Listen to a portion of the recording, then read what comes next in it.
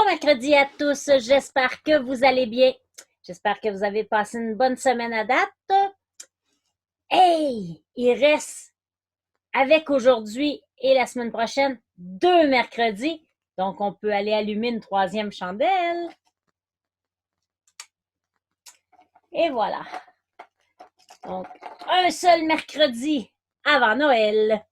Mais aujourd'hui, je vais parler de la naissance de Jésus tout de suite, ainsi que des bergers, parce que la semaine prochaine, même s'il reste une autre semaine avant Noël, on a congé pour les mercredis. Donc, essayez pas de venir écouter mercredi prochain, il n'y en aura pas.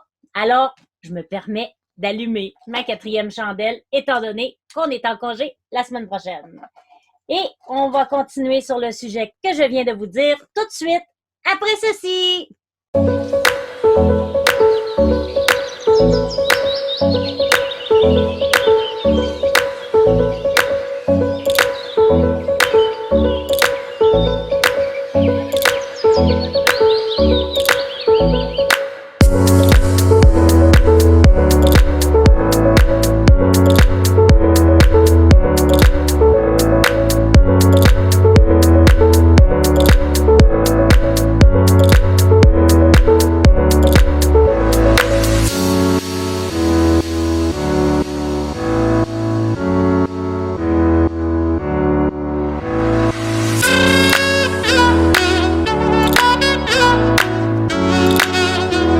Donc, c'est ça. Hein? La semaine passée, on a vu Joseph et depuis le début, on a vu Joseph, Marie qui ont appris que bébé Jésus viendrait par l'entremise de leur famille. Eh bien, vous vous souvenez, on avait arrêté de lire dans Luc 2. Hein? On avait parlé qu'il y avait au début du chapitre, là, il parle du recensement, comme quoi Joseph a dû se rendre avec Marie à Bethléem pour que puisse arriver la prophétie qui avait été annoncée dans l'Ancien Testament. Et on avait arrêté de lire lors qu'il nous parle que Marie, elle accouche. Donc, on va commencer là aujourd'hui au chapitre 2 de Luc, au verset 6, qui dit « Or, durant leur séjour à Bethléem, arriva le moment où Marie devait accoucher. Elle mit au monde un fils, son premier-né. Elle lui mit des langes et le coucha dans une mangeoire parce qu'il n'y avait pas de place pour eux dans la pièce réservée aux hôtes. » Ensuite, donc on disait, hein, Marie a dû accoucher dans une étable parce qu'il n'y avait pas de place dans les hôtels, n'est-ce pas? C'est quelque chose pareil de penser que notre Sauveur, celui grâce à qui on peut aller au ciel, il est né dans une étable. Des fois, nous autres, là, on a une maison, puis je regarde les enfants d'aujourd'hui, là, ça a chacun leur chambre, chacun leur chose. Il y en a même qui ont chacun leur télévision, puis ils sont pas encore contents. Puis Jésus, lui, qui aurait dû avoir le plus grand des palais parce qu'il s'en venait nous sauver la vie, ben il est arrivé dans une étable. Quelle humilité! Wow! Maintenant, si on continue, toujours dans Luc 2, au verset 8, c'est ici qu'on entend parler des bergers. Allons voir ce que ça dit. Dans les champs environnants, des bergers passaient la nuit pour garder leurs troupeaux. Un ange du Seigneur leur apparut et la gloire du Seigneur resplendit autour d'eux. Une grande frayeur les saisit. Je me mets à leur place, là. Si on est le soir puis le ciel il se met à être éclairé, puis je vois apparaître un ange, peut-être que moi aussi j'aurais peur. Mais l'ange les rassura. N'ayez pas peur, je vous annonce une nouvelle qui sera pour tout le peuple le sujet d'une très grande joie. Un sauveur vous est né aujourd'hui dans la ville de David. C'est lui, le Messie, le Seigneur. Et voici à quoi vous le reconnaîtrez. Vous trouverez un nouveau-né dans ses langes et couché dans une mangeoire. Et tout à coup apparut aux côtés de l'ange une multitude d'anges de l'armée céleste qui chantaient les louanges de Dieu. Gloire à Dieu au plus haut des cieux et paix sur la terre aux hommes qui l'aiment. Quand les anges les eurent quittés pour retourner au ciel, les bergers se dirent l'un à l'autre, allons donc jusqu'à Bethléem pour voir ce qui est arrivé, ce que le Seigneur nous a fait connaître. Ils se dépêchèrent donc d'y aller et trouvèrent Marie et Joseph avec le nouveau-né couché dans une mangeoire. Quand ils le virent, ils racontèrent ce qui leur avait été dit au sujet de cet enfant. Tous ceux qui entendirent le récit des bergers en furent très étonnés. Marie, elle, conservait les souvenirs de toutes ces paroles et y repensait souvent.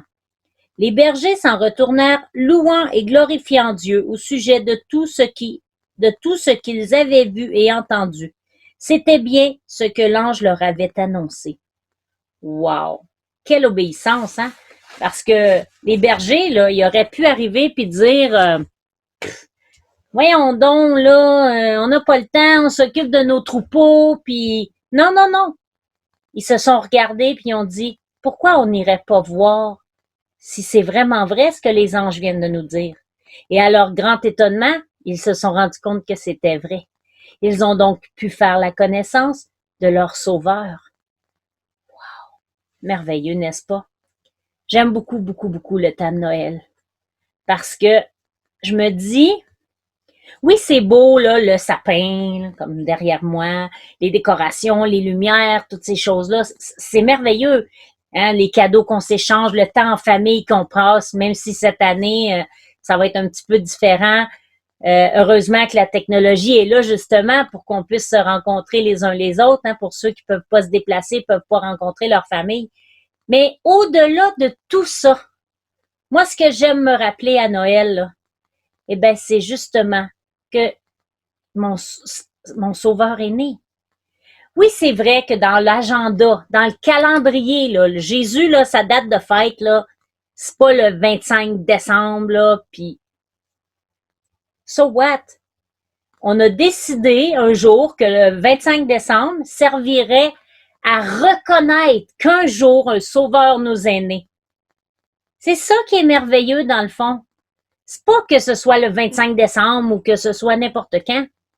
L'important, c'est qu'on s'en souvienne. Alors, c'est pour ça que j'aime Noël, moi.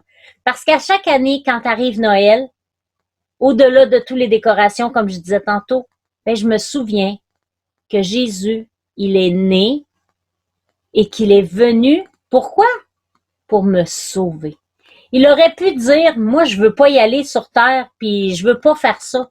Non, non. Il a obéi à son Père, il est venu, puis il est allé jusqu'à la croix. Alors, on se laisse sur cette pensée cette semaine, justement, de se rappeler qu'un Sauveur est né pour nous. Et ce Sauveur-là, c'est Jésus. Le chemin pour aller au ciel, c'est Jésus. Si tu n'as jamais pris le temps de réaliser ça, ben, il n'est pas trop tard. Tu peux encore dire, Seigneur Jésus, je reconnais que tu es venu sur terre pour me sauver moi. Et j'accepte ce beau don qui a été fait pour moi. Et je veux que tu sois avec moi, à mes côtés. Et on va se laisser sur ces deux petits chants de Noël-là. Premièrement, la plus belle nuit du monde, la nuit de Noël. Et il est né le divin enfant. Et je vous dis, bonnes petites vacances, hein, parce qu'on va revenir le 6 janvier. Donc, c'est un rendez-vous. Et on va approfondir sur la visite des rois mages. Alors, je vous souhaite joyeux Noël, passez du bon temps malgré toute la situation que l'on vit présentement. Faites attention justement à pas tomber malade. Et puis, je vous dis bonne année et on se reparle le 6 janvier. Bye bye!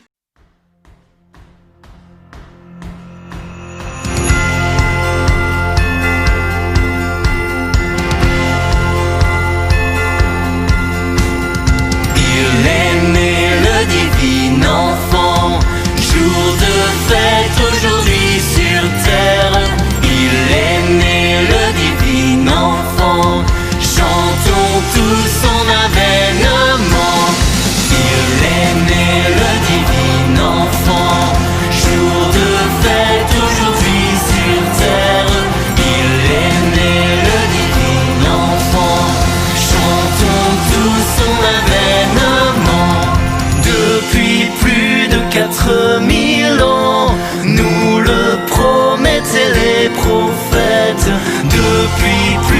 4000 ans, nous attendions cet heureux temps.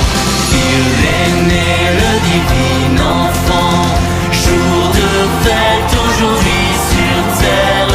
Il est né le divin enfant, chantons tous son avènement. Le sauveur que le monde attend, pour tout homme est la vraie lumière. Le sauveur que le monde attend, et clarté pour tous les vivants.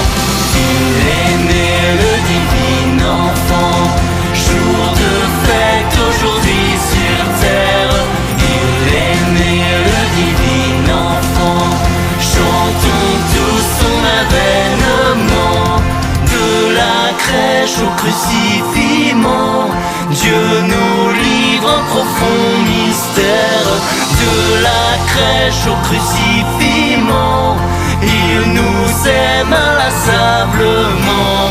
Il est né le divin enfant, jour de fête aujourd'hui sur terre.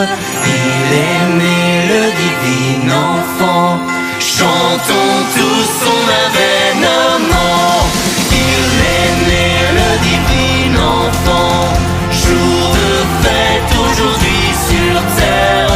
Il est né le divin enfant, chantons tous son avènement. Il est né le divin enfant, jour de fête aujourd'hui sur terre. Il est né le divin enfant, chantons tous son avènement.